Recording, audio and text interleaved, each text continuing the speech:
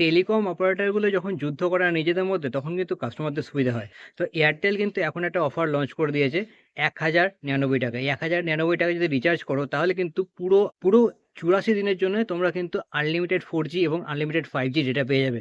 এবার আমি এখানে সুবিধাটা বলি, দেখো এয়ারটেলে যে 5G, সেটা ডেটা কেটে নেওয়ার একটা সম্ভাবনা ছিল না, যে এত এই ১.৫ জিবি ২ জিবি শেষ হয়ে গেল, তো ভাই আমাদের 5G আনলিমিটেড কাজ করছে না। তো এখন সেই প্রবলেমটার সলিউশন এয়ারটেল নিয়ে এসেছে, কারণ 84 ডেজের জন্য যে প্ল্যানগুলো লঞ্চ করেছে, এবং শুধুমাত্র 84 না, 28 ডেজের জন্য পাও, তার একটা ডেডিকেটেড ভিডিও আমি বানিয়ে দিয়েছি। এবং তার সাথে ১ বছরেরও প্ল্যান রয়েছে।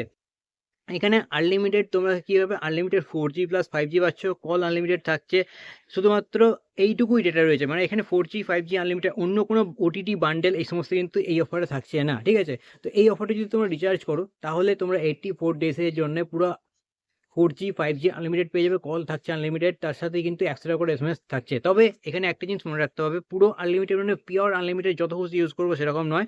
প্রত্যেক ২৮ দিনে ৩০০ জিবি ডেটা ক্যাপিং থাকবে। প্রত্যেক ২৮ দিনে ৩০০ জিবি ডেটা ক্যাপিং থাকবে। ২৮ দিন অন্তর অন্তর ৩ বার করে তোমাদের রিনিউ হবে, এবং টোটাল ৯০০ জিবি ডেটা তোমরা ৮৪ দিনে ইউজ করতে পারবে। আনলিমিটেড নামে কিন্তু এই ৩০০ জিবি ডেটা যে ক্যাপিং ব্যাপারটা, সেটা কিন্তু আমার পার্সোনালি পছন্দ নয়। জিওতে আমরা এখানে পুরো আনলিমিটেড ইউজ করি, এবং বাড়িতে যদি ওয়াইফাই আমরা ইউজ করে থাকি, সেখানে কিন্তু পুরো আনলিমিটেড থাকে। তো এই অফারটা তোমাদের কেমন লাগছে অবশ্যই নিচে কমেন্টে জানিও। দেখা হচ্ছে আবার একটা নতুন ভিডিওতে। ততক্ষণ প্ল্যানেট টেম্বারকে সাবস্ক্রাইব করে রেখো। চলো টাটা।